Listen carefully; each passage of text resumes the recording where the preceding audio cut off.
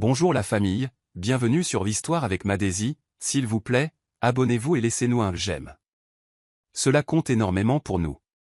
Partagez également cette vidéo avec vos amis et vos proches et activez les notifications de publication pour ne pas manquer nos futures vidéos. Merci de le faire. Asseyez-vous et détendez-vous alors que nous nous plongeons dans l'histoire. L'air dans la chambre principale était lourd d'une déception tacite. Ruth Daniel s'était assise sur le bord du lit, son dossier d'hôpital serré dans des mains tremblantes. Ses yeux étaient secs, mais seulement parce qu'elle avait tout pleuré dans les toilettes avant de rentrer à la maison. C'était le 4e traitement de fertilité échoué. Le médecin lui avait posé une main douce sur la sienne et lui avait dit avec regret, « Nous devrons peut-être envisager d'autres options », mais Ruth savait déjà ce que cela signifiait. Elle avait rejoué cette phrase 1000 fois dans sa tête avant de rentrer à la maison. Danny était là, regardant un match de football avec le volume trop fort, comme s'il essayait de noyer la réalité. Quand elle est entrée dans la pièce, il s'est à peine tourné pour la regarder. « Comment ça s'est passé ?» demanda-t-il platement, les yeux toujours rivés sur l'écran. Ruth ouvrit la bouche pour parler, mais ne put le faire. Elle secoua simplement la tête et passa devant lui, le cœur endolori par le poids de son indifférence grandissante. Plus tard dans la nuit, le silence criait entre eux. Danny se tenait près de la fenêtre, les bras croisés, le dos tourné. Ruth rassembla le courage de parler. « Danny, je veux parler d'essayer à nouveau », chuchota-t-elle, espérant de la chaleur, même la plus petite preuve de partenariat. Il se tourna lentement, son visage indéchiffrable. « Essayez quoi encore, Ruth ?» demanda-t-il froidement. Une autre série de déceptions coûteuses. Les mots atterrirent comme des gifles. Elle cligna rapidement des yeux, luttant pour garder son sang-froid. Il ne s'agit pas seulement de bébé, Danny. Il s'agit de nous. Il ricana, passa devant elle pour aller à la commode et marmonna, alors peut-être que nous ne suffit plus. Ruth se mordit la lèvre inférieure, le cœur brisé, mais elle ne pleura pas, pas devant lui. Elle se glissa dans le lit et se tourna vers le mur, pressant ses lèvres pour étouffer le sanglot qui montait dans sa gorge. Et alors que Danny quittait la pièce et claquait la porte derrière lui, elle réalisa quelque chose de plus profond que la douleur. Elle était en train de le perdre, et il s'en fichait. Le cliquetis des verres de champagne et le doux bourdonnement des conversations polies remplissaient la pièce. Mais Ruth se sentait comme une étrangère, debout au bord d'un monde auquel elle n'appartenait plus. C'était la fête de fiançailles du cousin de Danny, et malgré tout, Ruth était venue avec un visage courageux. Son maquillage masquait l'épuisement sous ses yeux, et sa robe à fleurs lui serrait trop la taille, comme pour lui rappeler qu'elle n'avait pas de ventre rond à célébrer. Kimberly Ross, la collègue de Danny, était arrivée en retard et bruyamment, vêtue d'une robe carmin d'eau nue qui attirait tous les regards. Elle passa devant Ruth avec un sourire narquois, se pencha vers un groupe de femmes et chuchota juste assez fort pour que Ruth l'entende. Certaines femmes ont la beauté et les bénédictions. D'autres se contentent de faire des gratins et d'attendre des miracles. Des rires suivirent. La gorge de Ruth se serra, mais elle garda son regard sur son verre, les bulles se brouillant avec des larmes non versées. Danny ne la défendit pas. Quand il s'approcha enfin du groupe, il passa un bras autour de la taille de Kimberly comme si c'était la chose la plus naturelle du monde. « Tu es resplendissante », la taquina-t-il doucement, faisant s'arrêter Ruth au milieu d'une gorgée. Une des tantes plus âgées cligna des yeux, confuse, regardant entre Kimberly et Ruth, mais personne ne dit un mot. Ruth se détourna tranquillement et se dirigea vers la terrasse, ses talons claquant sur le carrelage comme de petits cris. Dehors, elle inspira l'air de la nuit, désespérée de trouver le calme. Quelques instants plus tard, Betty la rejoignit, les bras croisés, les yeux vifs. « Tu saignes de l'intérieur, Ruth, » dit Betty doucement. Et il regarde, espérant que tu vas craquer. Ruth fit un petit signe de tête, clignant des yeux avec force. « Je ne leur donnerai pas ça, » chuchota-t-elle. Mais dans sa poitrine, son cœur se fissurait déjà. La maison n'était plus un foyer, c'était un champ de bataille silencieux. Danny avait commencé à rentrer après minuit, parfois pas du tout. Ruth cessa de poser des questions après le 3e mensonge. L'odeur d'un parfum étranger persistait sur ses chemises, et des teintes de rouge à lèvres inconnues tachaient ses cols. Ruth les pliait quand même, les rangeant dans des tiroirs qu'elle n'ouvrait plus avec affection. Un soir, elle attendit avec un repas qu'elle avait préparé de toutes pièces du riz jollof, des bananes plantains grillées et de la viande de chèvre poivrée, ses plats préférés. Mais la nourriture refroidit sous la lumière de la cuisine alors que l'horloge sonnait 23h40. Toujours aucun signe de lui. Quand il entra enfin, sentant l'après-rasage et le rire de quelqu'un d'autre, Ruth se tint silencieusement dans le couloir, sa voix lui manquant. Danny jeta un coup d'œil à la nourriture et haussa les épaules. « J'ai déjà mangé », avant de disparaître dans la salle de bain. Le lendemain matin, Ruth s'assit sur le porche arrière avec Betty, les yeux creux. « J'ai l'impression d'être une invitée dans ma propre vie », dit-elle doucement, serrant sa tasse de thé. Betty, qui n'était pas du genre à adorer la pilule, la regarda droit dans les yeux. « Ruth, arrête de passer une audition pour un rôle qu'il ne mérite plus. Tu n'as pas à continuer de prouver ta valeur à quelqu'un qui l'a oublié. » Ruth se mordit la lèvre, une larme glissant sur sa joue. « Mais si je pars, que me reste-t-il » demanda-t-elle. Betty se pencha plus près et répondit d'une voix ferme, « Ta paix, Ruth. Ta dignité. Et un jour, ton sourire à nouveau. » Ruth hocha faiblement la tête, mais à l'intérieur, la guerre entre le chagrin et l'espoir faisait rage. Son mariage n'était pas en train de mourir, il était déjà mort. Elle ne l'avait juste pas encore enterré. Un jeudi matin nuageux, Ruth regarda par la fenêtre de la chambre d'Annie arriver dans l'allée avec Kimberly sur le siège passager. Il ne faisait même plus semblant. Kimberly sortit de la voiture en riant, rejetant sa longue chevelure par-dessus son épaule pendant que Danny lui prenait la main. Ruth se détourna de la fenêtre avant que la nausée ne puisse monter. Ce soir-là, elle s'assit en face de Danny à la table du dîner pour la première fois depuis des semaines. « Y a-t-il quelqu'un d'autre » demanda-t-elle doucement, sa fourchette intacte. Danny ne broncha pas. Il coupa sa viande comme s'il ne l'avait pas entendu. « Y a-t-il quelqu'un d'autre » répéta-t-elle plus fort. Il laissa tomber son couteau avec un soupir. « Ruth, tu t'accroches à un rêve qui ne fonctionne pas. Tu devrais peut-être simplement accepter la réalité. » Les mots la poignardèrent plus vivement qu'une trahison. Ruth se leva, la voix tremblante. « La réalité, Danny ? J'étais à tes côtés quand nous n'avions rien. J'ai prié avec toi, construit avec toi. Et maintenant tu penses que c'est moi le problème. » Danny se leva lentement, les yeux froids. « Je veux juste la paix, Ruth. Et avec Kimberly, j'ai l'impression de pouvoir respirer. » Un instant, tout s'arrêta. Ruth fixa l'homme qu'elle avait autrefois adoré, réalisant qu'il n'était plus le sien, même pas en souvenir. « Alors j'espère que tu profites de ton air frais, » dit-elle calmement, sortant de la pièce avant que ses jambes ne la trahissent. À l'étage, elle s'effondra sur le lit qu'ils avaient partagé, fixant le plafond. La femme qui portait autrefois ses rêves se tenait maintenant dans l'ombre d'une autre, oubliée, effacée et remplacée. Le gala du bureau était censé être un événement professionnel, mais pour Kimberly, c'était sa scène, et Ruth était son accessoire de ridicule choisi.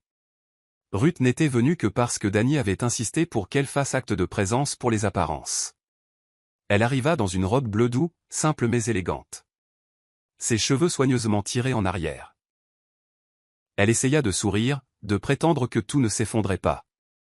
Mais dès qu'elle entra, les yeux de Kimberly la trouvèrent. Vêtue d'une robe dorée scintillante qui moulait chaque courbe, Kimberly se fraya un chemin à travers la foule comme une reine passant sa cour en revue.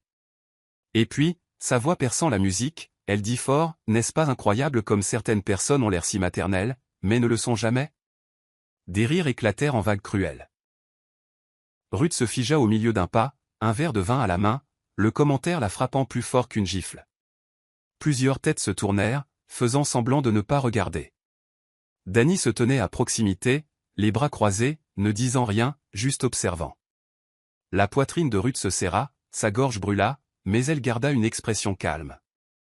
Elle se tourna vers Kimberly, sa voix basse mais stable. Certaines personnes portent la confiance comme un costume. Ça brille, mais c'est creux. Kimberly cligna des yeux de surprise, sa bouche s'entr'ouvrant comme pour répondre. Mais Ruth passa devant elle avant que les applaudissements du silence ne puissent être enregistrés. Dehors, sous la lueur d'un lampadaire, Betty la trouva appuyée contre le mur, les poings serrés. « Je n'aurais pas dû venir » murmura Ruth. Elle voulait un public, et je lui en ai donné un. Betty la regarda fixement. « Non, Ruth. Elle s'est exposée ce soir. Tu n'as pas perdu ta dignité. Tu as rappelé à tout le monde à quoi elle ressemble. » Ruth hocha la tête, essuyant la larme qui avait finalement coulé. Mais au fond d'elle, quelque chose avait changé. Cette humiliation ne l'avait pas brisée. Elle avait plutôt planté quelque chose, la résolution. L'odeur de ragoût de romarin remplissait la cuisine, mais Ruth ne pouvait plus goûter l'espoir. Elle avait passé la soirée à préparer une offrande de paix. Son plat préféré, du jazz doux en fond sonore, des bougies allumées sur la table à manger. Elle portait même la robe vert foncé dont il avait dit un jour qu'elle faisait ressembler ses yeux à des émeraudes. Quand la porte s'ouvrit enfin à 22h43, Danny entra, sentant l'après-rasage et un parfum de femme qui n'était pas le sien. Ruth se tint là avec un sourire timide. « Je pensais qu'on pourrait parler, manger ensemble. » Il la regarda à peine. « Je n'ai pas faim. » Il commença à se diriger vers l'escalier, puis s'arrêta. « En fait, Ruth, je crois que je veux un peu d'espace. » J'y ai réfléchi. Sa voix était à peine plus qu'un murmure. « De l'espace ? Comme dans une séparation ?» Il ne se retourna pas, « J'ai besoin de clarté. Ce mariage, c'est épuisant. » Le coup fut vif, mais familier maintenant. Ruth resta immobile tandis que le son de ses pas disparaissait à l'étage. Ses doigts agrippèrent le bord de la table à manger jusqu'à ce que ses jointures blanchissent. Elle chuchota à la pièce vide, « Tu avais promis que nous nous battrions ensemble, pas l'un contre l'autre. » Dans le silence, la seule réponse fut le vacillement de la lumière des bougies. Elle s'affaissa sur une chaise, fixant la nourriture intacte devant elle. La chaleur de la pièce s'évanouit. Cette nuit-là, elle ne pleura pas. Elle resta simplement assise en silence, écoutant l'horloge faire tic-tac, attendant que la douleur se dissipe. À l'étage, elle entendit des rires étouffés au téléphone ou les siens, probablement la voix de Kimberly. Ruth entra doucement dans leur chambre, prit un petit sac de sport et commença à plier quelques vêtements. Ce n'était pas la fin officielle. Mais c'était le moment où elle cessa d'attendre qu'il revienne dans son cœur. Le coursier arriva à midi avec une enveloppe que Ruth sentait déjà venir. Elle le remercia doucement et referma la porte. Ses doigts tremblaient en l'ouvrant. Un langage juridique la fixait, demande en dissolution de mariage. Son estomac se tordit. Elle resta assise sur le canapé pendant un long moment, relisant les lignes comme si elle pouvait se réécrire d'elle-même. Pas encore de signature de Danny, mais c'était clair. Il voulait que ce soit fait. Betty arriva quelques minutes plus tard et Ruth lui tendit le papier en silence. La mâchoire de Betty se crispa. Après tout ce que tu as enduré, c'est comme ça qu'il termine les choses. Ruth ne répondit pas. Ses yeux étaient vides. Il ne s'agissait jamais d'un bébé. Il avait pris sa décision il y a longtemps. Mais ce à quoi aucune d'elles ne s'attendait, c'est que Kimberly se présente quelques heures plus tard sur le pas de la porte de Ruth. Elle portait des lunettes de soleil de créateur, les lèvres brillantes, et une confiance dégoulinant de chacun de ses pas. « J'ai pensé que je déposerais ça personnellement », dit-elle en agitant un document signé. « Danny a dit que tu le prendrais probablement mieux de ma part. Tu n'étais qu'un bouche-trou, Ruth. Je suis le trophée. » Ruth se tint dans l'embrasure de la porte, clignant lentement des yeux. « Alors tu dois être terrifiée, Kimberly, dit-elle calmement. Parce que seules les femmes peu sûres d'elles se vantent avant que l'encre ne soit sèche. » Kimberly ricana, mais sa posture se raidit. « J'ai gagné, siffla-t-elle. Tu es dehors. Je suis dedans. » Ruth s'avança, sa voix calme mais tranchante comme un rasoir. « Profite d'être dedans. C'est un endroit solitaire quand on vole ce qui ne nous appartient pas, et sur ce, elle referma la porte. Elle ne cria pas. Elle ne s'effondra pas. Elle appuya simplement sa tête contre le bois et expira. Les papiers n'étaient pas seulement un divorce. C'était sa libération, scellée et livrée. Le jour où Ruth est partie, il n'y a pas eu d'adieu larmoyant. Juste le silence. Betty est arrivée tôt avec sa vieille voiture à haillons et ensemble, elles ont plié la vie de Ruth dans des boîtes en carton et des valises zippées. Les murs de la maison, autrefois remplis de chaleur et de rire, ne résonnaient plus que d'absence. Ruth ne prit pas grand-chose, juste ce qui lui appartenait.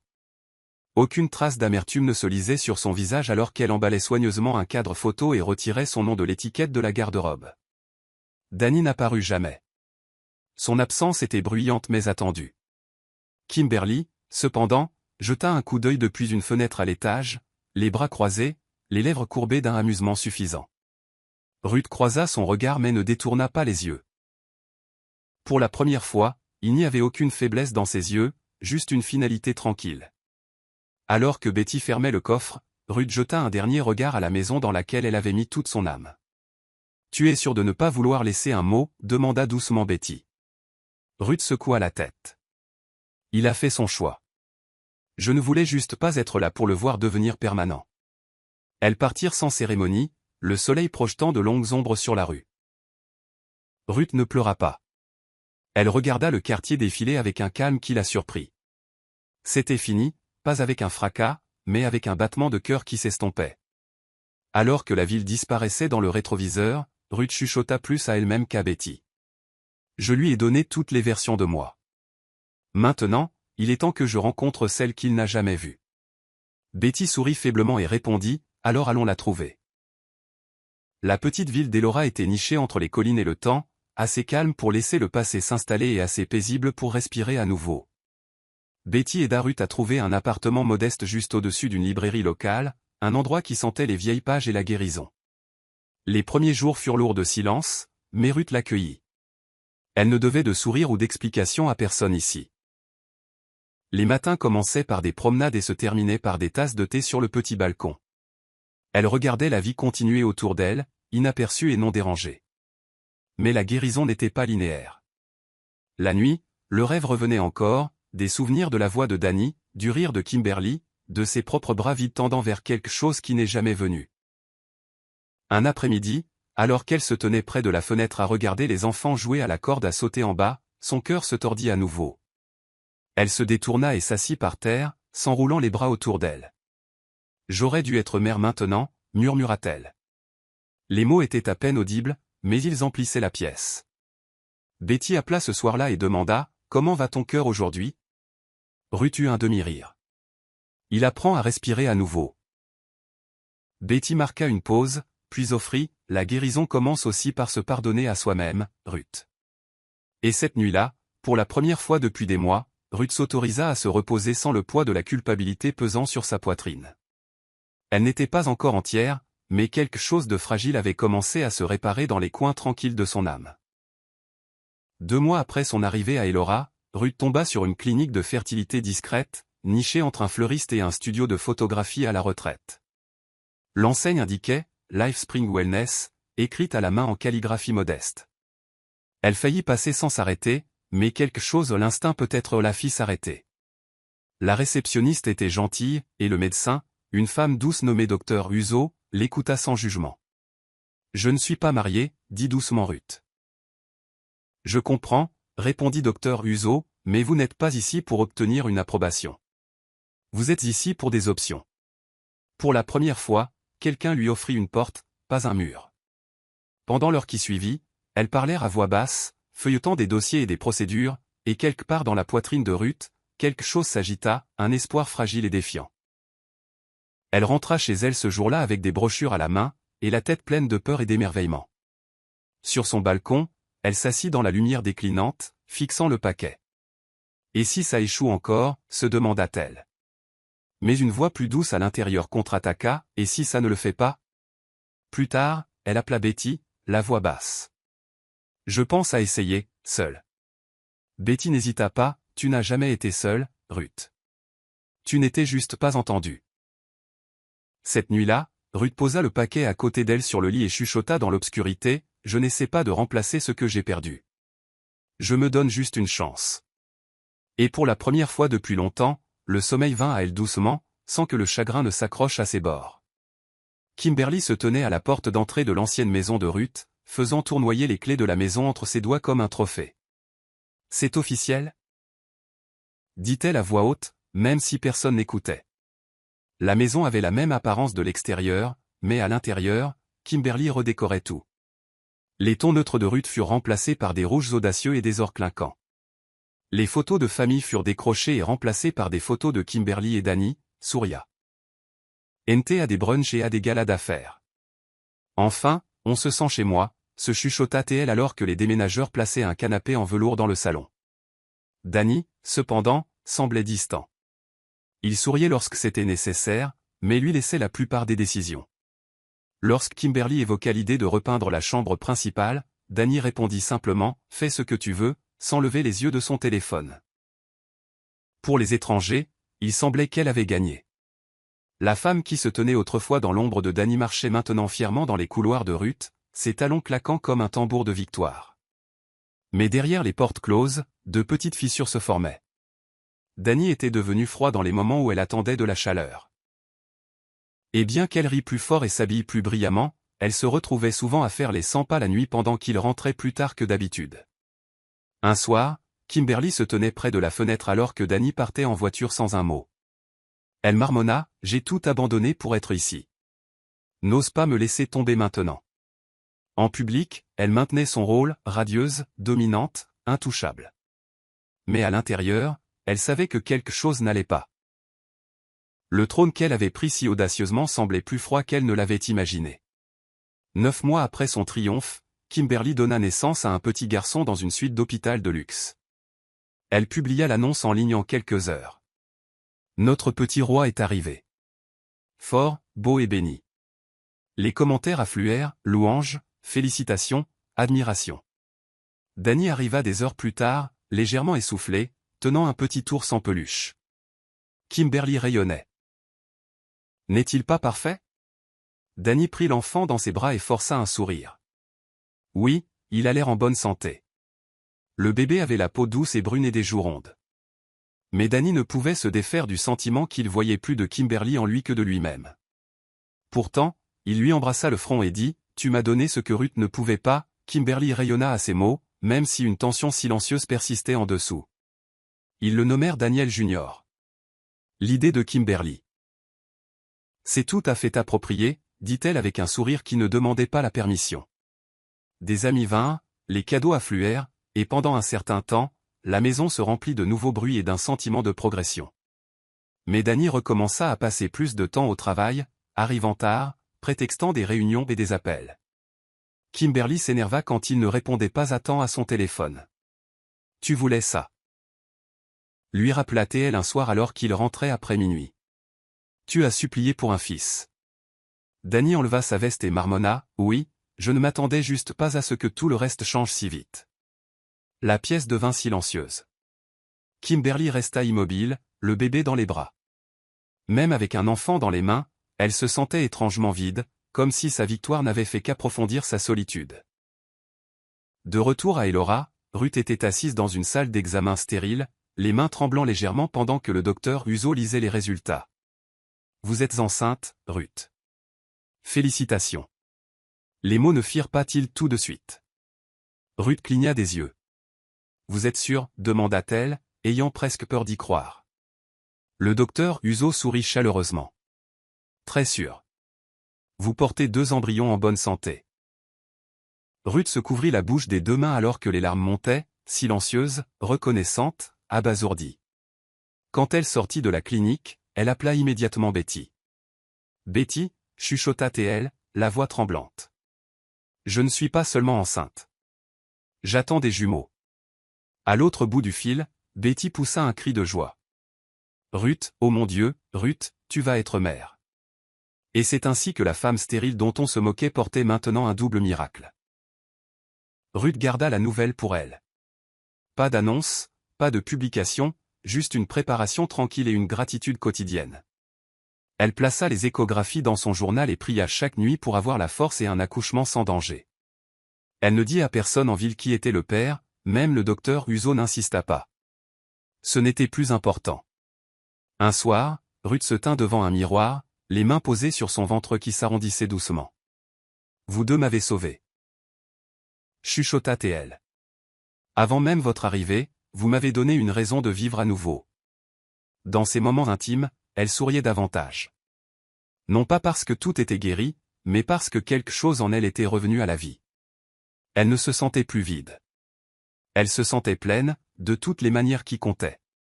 La salle d'accouchement était silencieuse, à l'exception du bip rythmé des machines et des voix concentrées de l'équipe médicale. Ruth agrippa les barrières du lit, son corps tremblant d'effort et de douleur. La sueur coulait sur sa tempe alors qu'elle haletait à travers une autre contraction.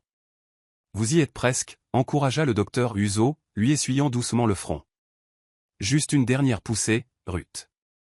Vous pouvez le faire. » Avec un cri qui était à la fois agonie et défi, Ruth donna sa dernière poussée, puis la pièce se remplit du son le plus sacré qu'elle ait jamais entendu, le cri d'un bébé. Puis vint un autre. Deux petites vies crièrent leur arrivée au monde à quelques instants d'intervalle, leur voix féroce et insistante. Ruth sanglota, non pas de douleur, mais d'une gratitude immense. « Laissez-moi les voir », chuchota-t-elle, à peine capable de garder les yeux ouverts. Deux infirmières placèrent les jumeaux, un garçon et une fille, sur sa poitrine, emmaillotés et parfaits. Ses doigts tremblaient en touchant leurs joues. Ils étaient petits, leurs traits doux et nouveaux, mais quelque chose en eux semblait déjà familier. L'un bâilla, l'autre se blottit contre sa poitrine. « Salut », leur chuchota Ruth, la voix épaisse d'émotion. « Je vous ai attendu toute ma vie. » Plus tard, après qu'ils aient été baignés et examinés, elle s'assit seule dans la pièce sombre, tenant les deux bébés avec de grands yeux fixes. Les larmes glissèrent sur sa joue alors qu'elle parlait à Dieu à voix basse. « Merci. Même quand j'ai cessé de croire, tu ne m'as jamais quitté. » Et dans ce silence sacré, sans public pour en être témoin, une femme autrefois moquée pour son vide devint la mère de deux miracles. Le choix de leur nom ne fut pas précipité, il fut intentionnel. Ruth passa des heures avec son journal, testant des sons et des syllabes, voulant des noms qui parlaient de vie et d'héritage. Finalement, elle choisit Daniel pour le garçon et Daniela pour la fille, des noms porteurs de sens, tirés non pas de l'amertume, mais du triomphe. Pas à cause de qui il était, expliqua doucement Ruth à Betty lors d'un appel vidéo. Mais à cause de ce que Dieu a fait pour moi dans la fosse aux lions. Betty rayonna à travers l'écran. Tu as transformé ta douleur en force, Ruth.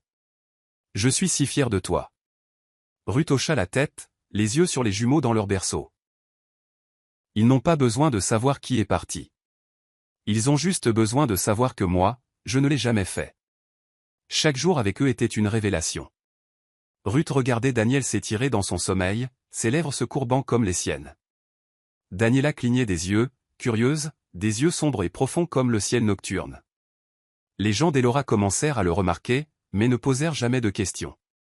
Ils ne voyaient qu'une mère radieuse et ses beaux enfants. Au marché local, une vieille femme toucha la main de Daniela et dit « Ceux-là sont venus avec le feu dans leur souffle. Vous verrez. » Ruth sourit mais ne répondit pas. Elle avait appris le pouvoir du silence. Un soir, elle plaça les deux bébés dans leur lit, éteignit la lampe et se tint près de la fenêtre. « Vous n'avez pas besoin du nom d'un père pour porter un but, » chuchota-t-elle dans la nuit. « Vous portez le mien, et c'est assez. » De retour en ville, Kimberly était assise à la table de la salle à manger pendant qu'une nounou berçait Junior en arrière-plan. Danny entra, desserra sa cravate et les regarda à peine. « As-tu vu l'invitation de la Fondation Lagos ? Ils nous veulent au gala ce week-end, dit-elle en sirotant du vin. Danny répondit sans émotion, « Tu peux y aller, j'ai des réunions. » Les yeux de Kimberly se plissèrent. « Tu as évité tout ces derniers temps. Même nous. » Il ne répondit pas, monta simplement à l'étage. Cette nuit-là, elle le suivit dans la chambre. « Je t'ai donné un enfant, Danny. J'ai abandonné ma carrière, ma vie pour ça. Alors pourquoi ai-je l'impression de toujours être en compétition avec un fantôme ?» Danny s'assit sur le bord du lit, se frottant les tempes. « Parce que tu n'as jamais cessé d'agir comme si Ruth était ton ennemi, même après son départ. » Les mots la piquèrent plus qu'elle ne s'y attendait. Kimberly resta figée, la mâchoire serrée. « J'ai gagné, elle est partie, j'ai ton fils. Cette maison, tout. » Danny la regarda avec un air épuisé. « Vraiment ? » Cette question la défit. Elle quitta la pièce en silence, s'enfermant dans la chambre d'amis avec Junior, qui était maintenant réveillé et agité. « C'est bon, » murmura-t-elle en le berçant avec des bras tremblants. Mais au fond d'elle, elle savait que quelque chose n'allait pas. Danny s'éloignait, comme elle le craignait. Et malgré tout ce qu'elle avait pris, il y avait encore quelque chose, quelqu'un, qui n'avait pas vraiment été remplacé. Danny était assis dans son bureau, fixant une photo encadrée de Junior, posée sur le coin de son bureau. Quelque chose le rongeait, un malaise qu'il ne pouvait expliquer. Il tapota le cadre, puis le retourna lentement face contre table. Dernièrement, il avait commencé à remarquer des choses. Les traits de Junior changeaient, mais d'une manière qui ne lui semblait pas familière. « Il n'a pas tes yeux », avait dit Robert nonchalamment un jour en buvant un verre, sans se douter que le commentaire s'ancrerait dans l'esprit de Danny. Cette nuit-là, pendant que Kimberly dormait, Danny fit défiler des photos de lui bébé, les comparant à celles de Junior. Sa poitrine se serra. Peut-être que je réfléchis trop, marmonna-t-il, mais le doute ne se dissipa pas. Il s'approfondit à chaque jour qui passait. Au petit déjeuner, Kimberly donnait de la purée de banane à Junior tout en faisant défiler son téléphone. Il commence à ressembler à ma famille, dit-elle avec une légèreté forcée. Danny hocha la tête mais ne dit rien. Son silence attira son regard. Tu agis bizarrement, l'accusa-t-elle en posant sa tasse de café. Tu te souviens quand tu m'as dit pour la première fois que tu étais enceinte? Tu en étais à combien de temps déjà? Les mains de Kimberly s'immobilisèrent en l'air. Pourquoi me demandes-tu ça maintenant? Danny se pencha légèrement en avant, sa voix basse. Parce que quelque chose ne colle pas, elle ricana, se levant brusquement. Ne commence pas avec ça, Danny. Tu es paranoïaque. Mais Danny avait déjà pris sa décision. Il avait besoin de clarté, et il n'allait pas l'obtenir de sa bouche seule. C'est lors d'un dîner chez sa mère que les soupçons de Danny trouvèrent un allié inattendu. Sa mère, Madame Daniels, adorait son petit-fils, mais même elle avait commencé à remarquer des choses. Alors qu'elle berçait doucement Junior dans ses bras, elle jeta un regard pensif à Danny. « Tu étais un bébé difficile, dit-elle en souriant. Toujours accroché à moi. Lui, il est plus calme, différent. » Danny eut un sourire crispé. « Les enfants sont tous différents, maman. » Mais elle continua, sa voix plus douce. « Ce n'est pas seulement son tempérament. Ses oreilles, son menton. Il ne te ressemble ni à toi ni à Kimberly. Es-tu sûr de sa paternité, Daniel? » La question, prononcée si nonchalamment, frappa comme un coup de tonnerre. Il ne put se résoudre à répondre.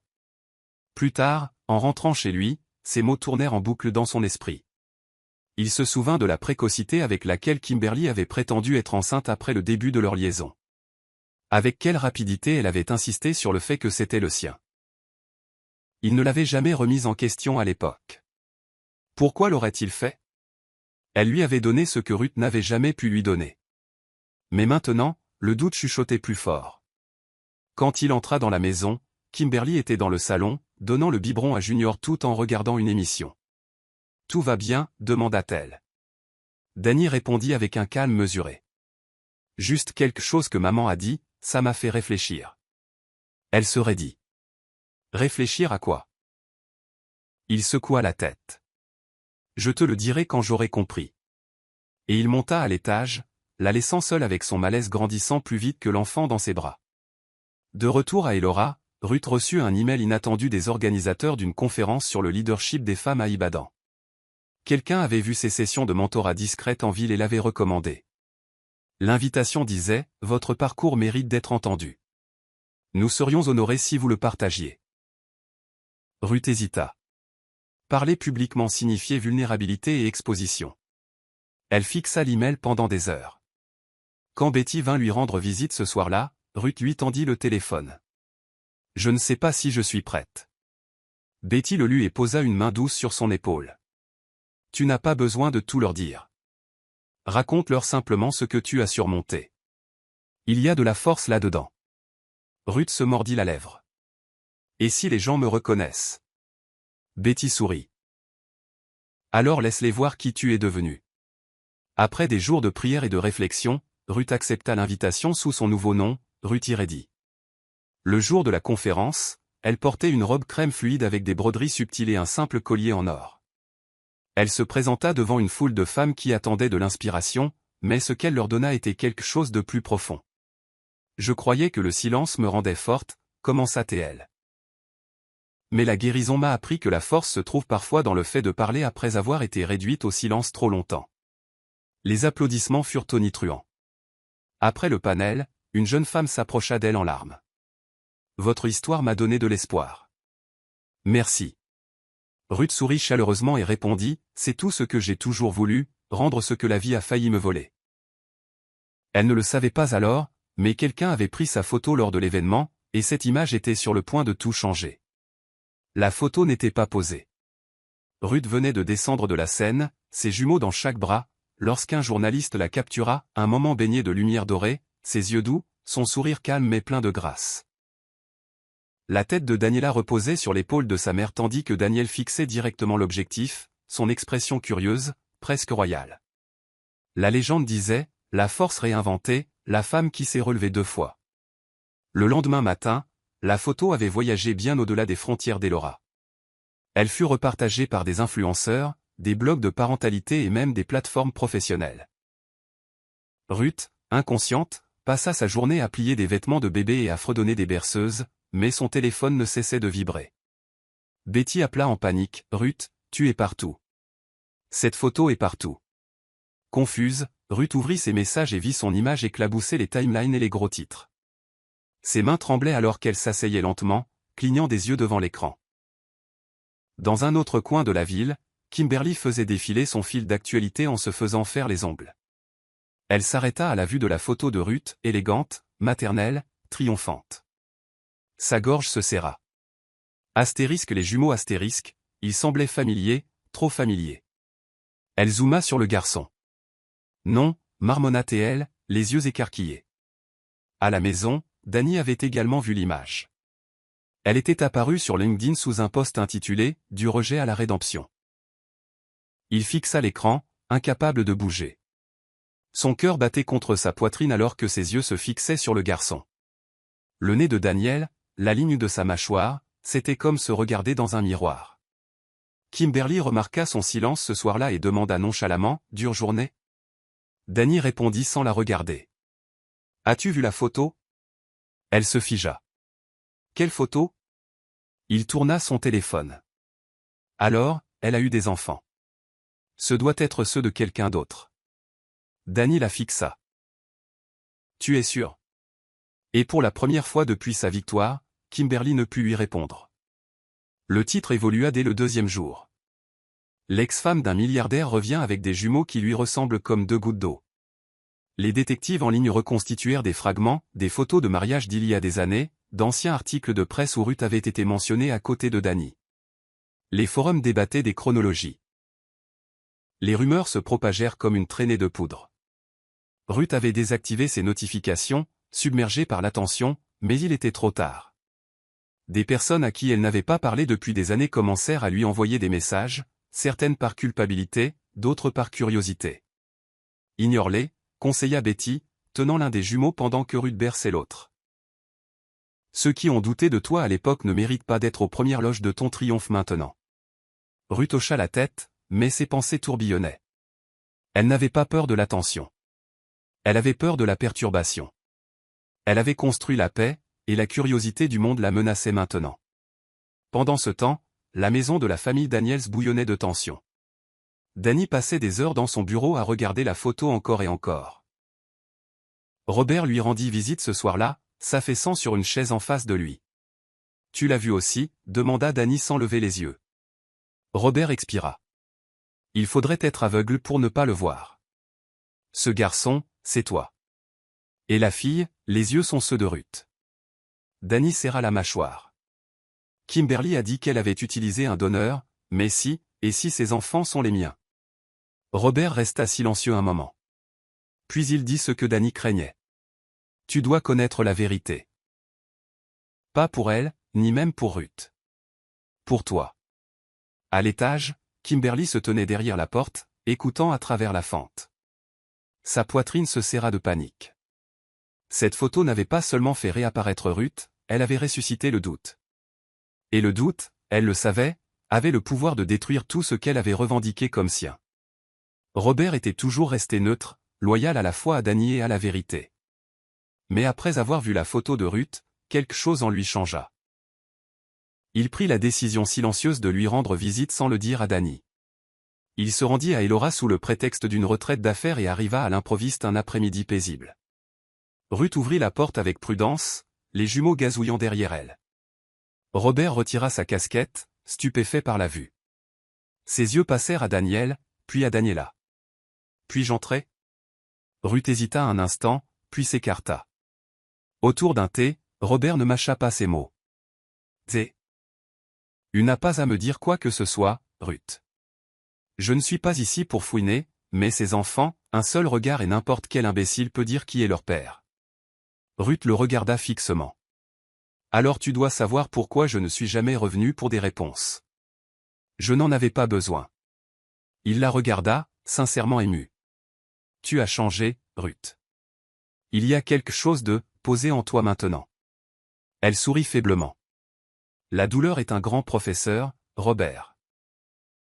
Et la paix est le prix de fin d'études. Il regarda Daniel trottiner dans la pièce avec un camion jouet.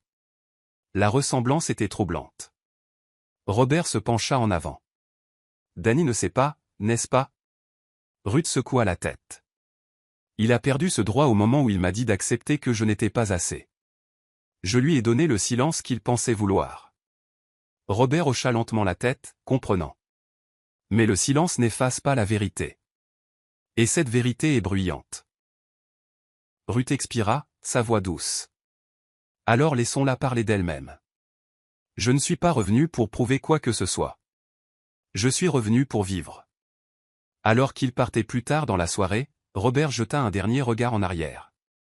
Pour la première fois en 5 ans, il se demanda si Danny avait perdu plus qu'une simple femme. Il avait peut-être aussi perdu son héritage. Danny resta longtemps dans sa voiture devant la maison, le moteur éteint, les mains immobiles sur le volant. L'image des jumeaux de Ruth le hantait, tournant en boucle comme une bobine de film qu'il ne pouvait pas mettre sur pause.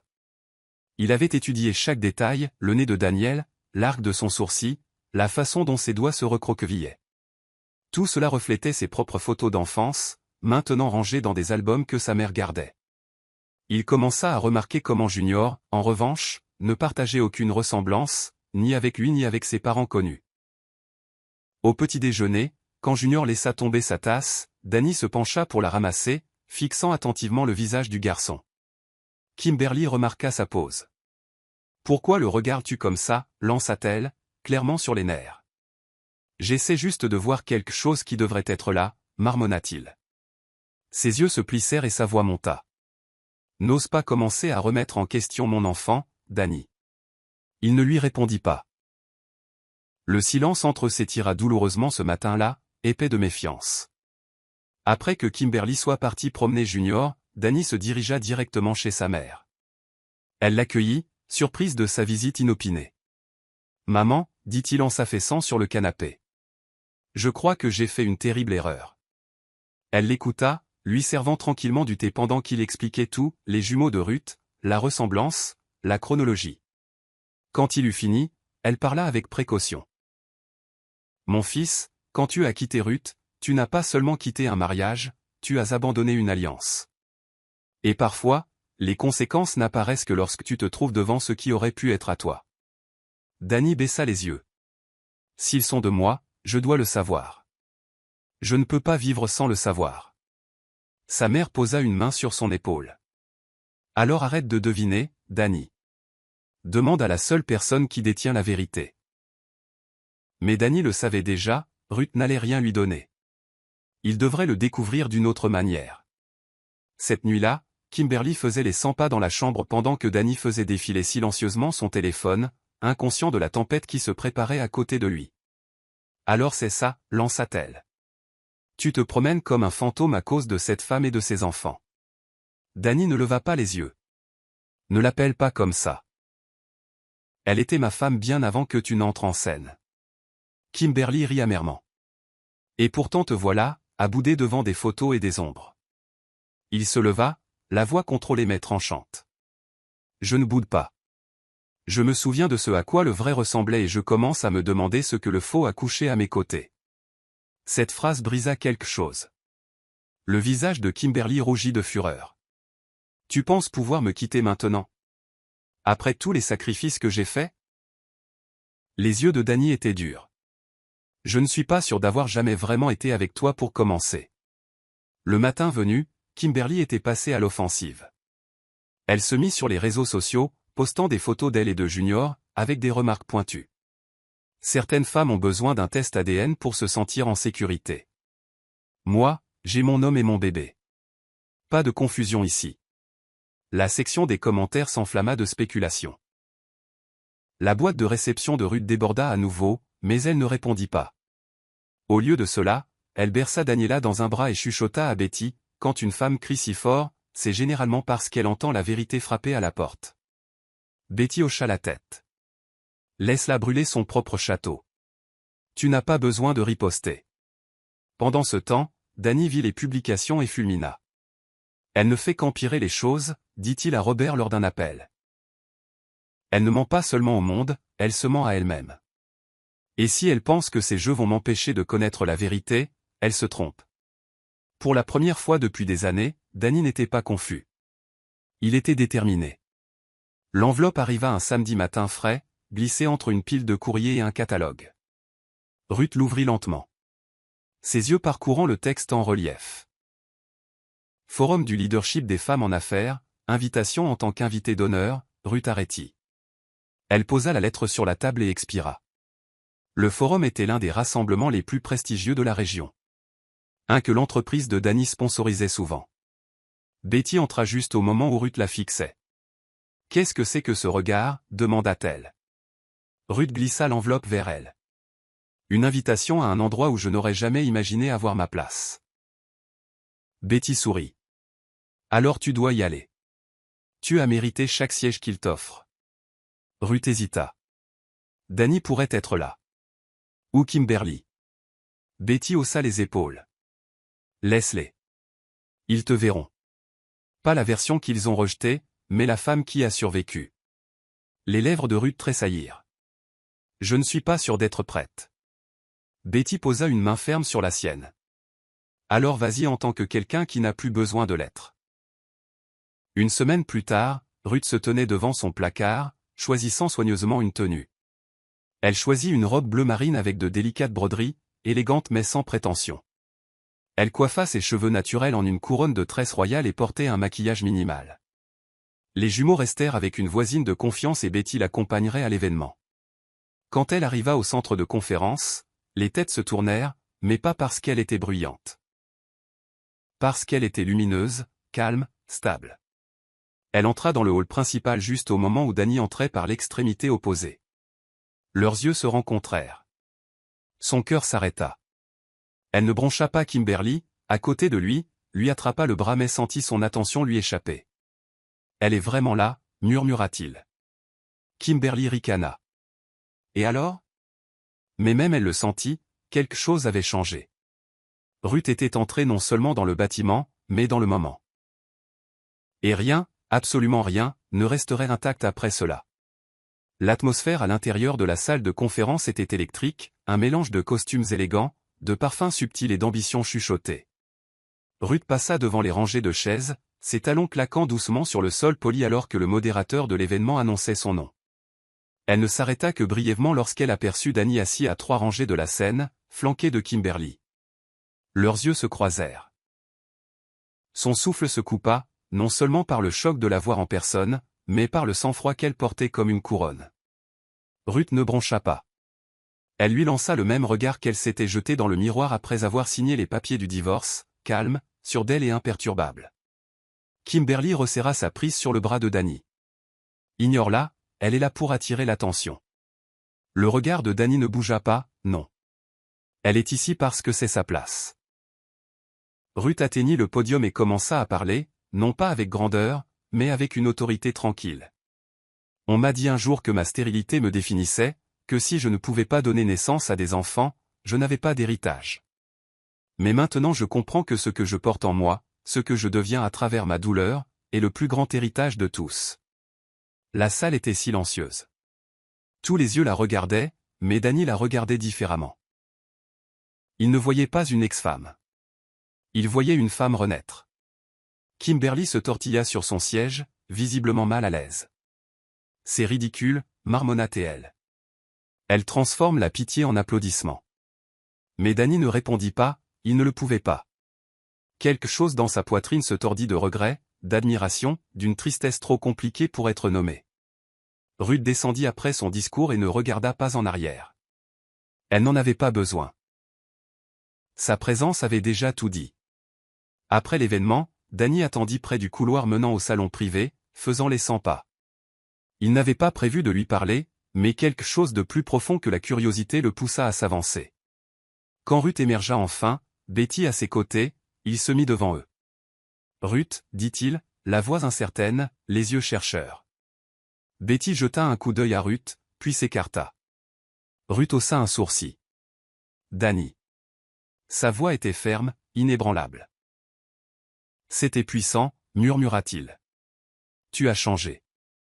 Ruth croisa les bras. Les gens ont tendance à grandir quand le poids qui les maintenait au sol a disparu. Danny hocha la tête, sa voix baissant. Sont-ils de moi? Ses yeux ne sillèrent pas, tu poses la mauvaise question. Il fronça les sourcils. Alors quelle est la bonne? Ruth s'approcha, sont-on stable? Tu devrais te demander pourquoi il a fallu des jumeaux sur une photo pour te souvenir de la femme que tu as abandonnée. Son souffle se coupa. Je ne savais pas. Je ne. Elle l'interrompit doucement. Tu ne te souciais pas de le savoir. Il y a une différence.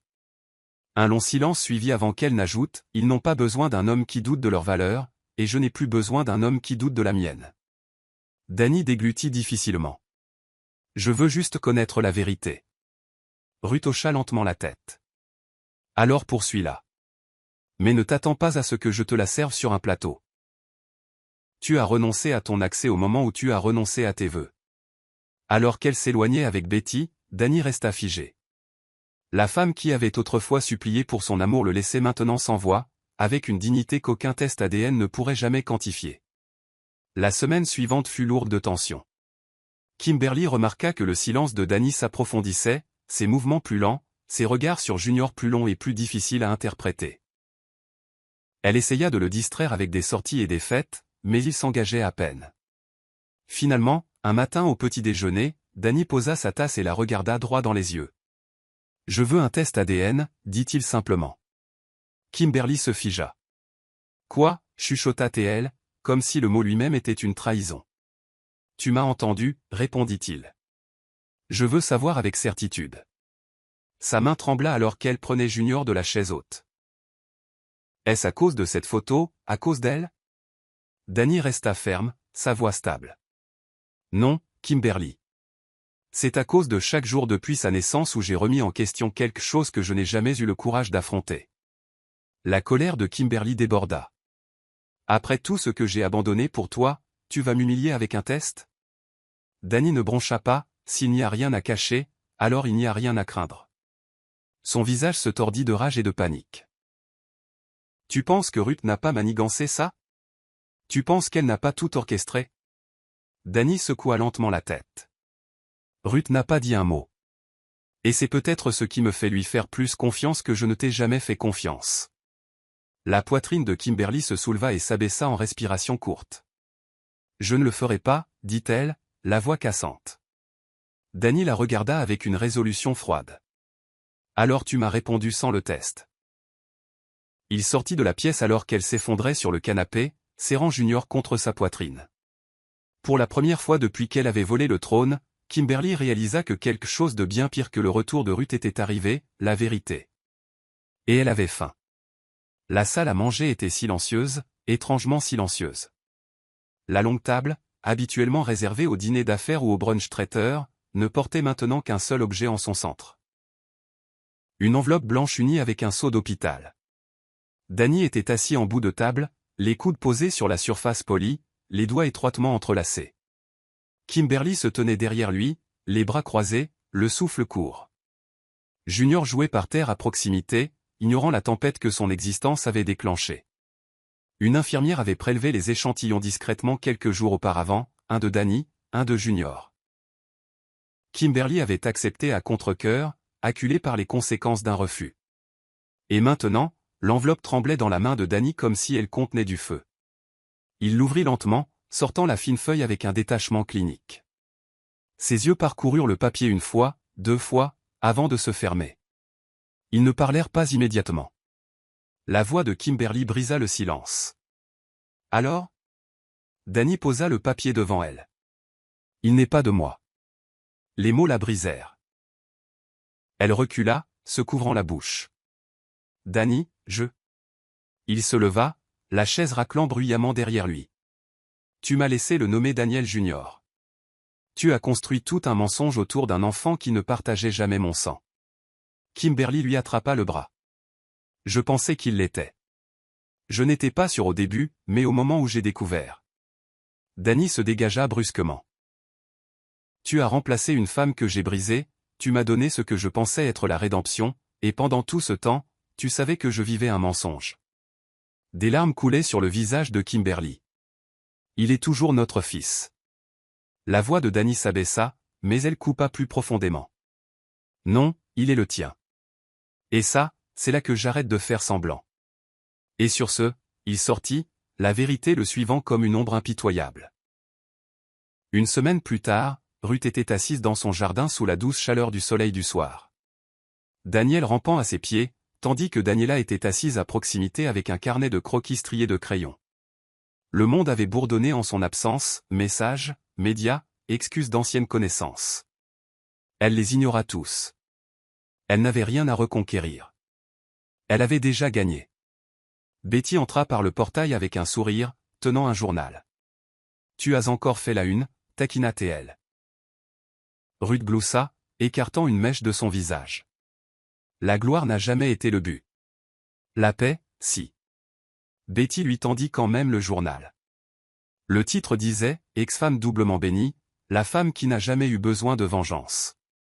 Ruth le parcourut brièvement avant de le plier en deux et de le mettre de côté. Quelques instants plus tard, des pas s'approchèrent du portail, mesurés, hésitants. Elle leva les yeux pour voir Dany tenant un petit dossier. Il s'arrêta en la voyant. « Puis-je » Ruth désigna la chaise vide. Il s'assit lentement, regardant les jumeaux. Sa voix était plus calme qu'elle ne s'en souvenait. « Je n'ai aucun droit de demander quoi que ce soit. Je voulais juste dire, je suis désolé. » Ruth hocha la tête, les yeux sur ses enfants. « Tu m'as perdu le jour où tu as mesuré ma valeur à ce que je ne pouvais pas donner à l'époque. » Dany déglutit difficilement. « Il me ressemble tellement, murmura-t-il. »« Oui, » répondit-elle doucement. « Mais ils n'auront jamais à désapprendre qui ils sont pour mériter l'amour. Je leur dois ça. » Il lui tendit le dossier, puis se leva. « Si jamais tu as besoin de quelque chose. » Elle l'arrêta d'un regard. « Nous n'avons besoin de rien. » Alors qu'il se tournait pour partir, Ruth se pencha en arrière, respirant profondément. Elle n'avait pas besoin d'applaudissements, de validation ou d'excuses. Sa paix n'avait jamais dépendu de lui. Elle avait traversé le feu et en était ressortie avec deux lumières bien à elle. Voici le verset de la Bible, Ésaïe 61, verset 7, « Au lieu de votre opprobre, vous aurez une portion double, au lieu de l'ignominie, ils seront joyeux de leur part, ils posséderont ainsi le double dans leur pays, et leur joie sera éternelle. » Explication, ce verset reflète parfaitement le parcours de Ruth. Elle a été moquée, abandonnée et couverte de honte, mais avec le temps, Dieu lui a donné le double pour sa perte. Pas seulement un enfant, mais des jumeaux. Et au-delà des enfants, elle a hérité de la paix, de la plénitude et d'une nouvelle identité qu'aucun homme ne pouvait lui enlever. Morale de l'histoire, ne définissez jamais votre valeur par l'incapacité de quelqu'un d'autre à la voir. Quand les gens vous rejettent, vous remplacent ou vous ridiculisent, ne laissez pas leur décision devenir votre identité. Parfois, le silence est la réponse la plus forte, et la guérison est la meilleure vengeance. La vérité peut prendre du temps, mais elle ne perd jamais son pouvoir. Et quand elle arrive, elle restaure plus que ce qui a été pris. Ruth ne s'est jamais battue pour la validation. Elle s'est battue pour la paix. Et à la fin, la paix a couronné son histoire, pas l'amertume. C'est la fin de l'histoire. Qu'avez-vous appris de cette histoire? Laissez vos pensées dans la section des commentaires. Laissez un j'aime et n'oubliez pas de vous abonner et d'activer les notifications de publication, afin d'être averti lorsque nous publierons nos prochaines vidéos. Partagez également cette vidéo avec quelqu'un qui pourrait être intéressé. Merci beaucoup.